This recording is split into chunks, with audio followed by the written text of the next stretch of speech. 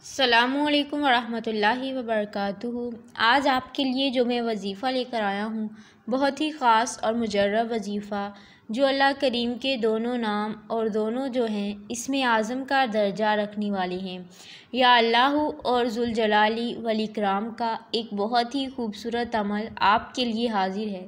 ये अमल ऐसा अमल है कि अगर इंसान इसे सुस्त हालत में भी इस अमल को पढ़ लेता है तो बाफ़ज़्ल ताला इन दो नामों की इतनी ताकत और फ़जीलत है और इनके अंदर इतनी तासीर है, ये अपना असर फ़ौरन दिखाना शुरू कर देते हैं।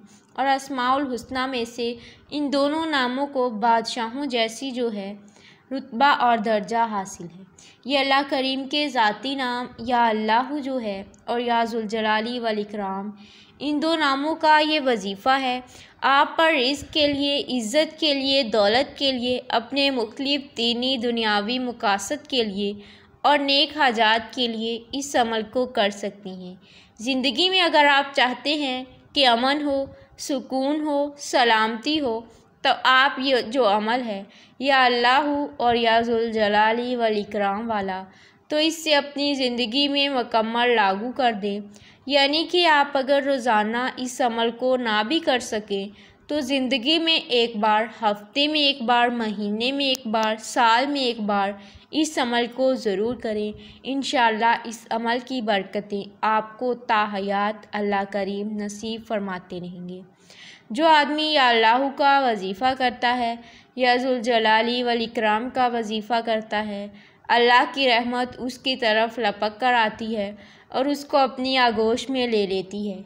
यकीन जानिए कि बंदा जितना भी दुनिया का सताया हुआ हो, दुनिया की तकलीफ़ों का सताया हुआ हो, जुल्म और सितम के दौर से गुज़र रहा हो, जब इन दो नामों को पकड़ता है तो अल्लाह उसे ऐसा रूहानी सुकून और रूहानी दौलत और इज़्ज़त से माला माल फरमा देते हैं जो उसकी ज़िंदगी आसान से आसान तर हो जाती है।